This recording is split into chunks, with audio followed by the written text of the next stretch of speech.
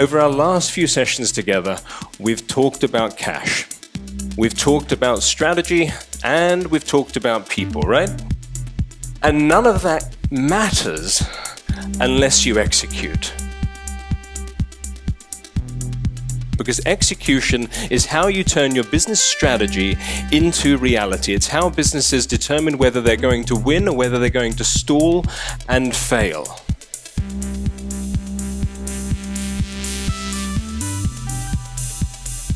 You've got to do the work. It doesn't matter if you have a really big vision. It doesn't matter if you have a killer brand, because if you're not executing, then you're only thinking about winning.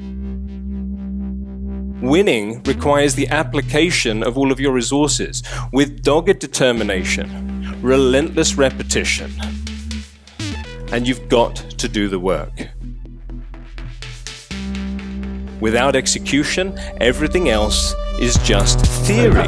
What kind of came up for you, what the consensus was? You leave here, you commit to the hard work, relentless repetition, so that you're unstoppable, and get some drivers in the room as well. So it needs all of you, it needs all of those skills. So thank you very, very much. Always a pleasure.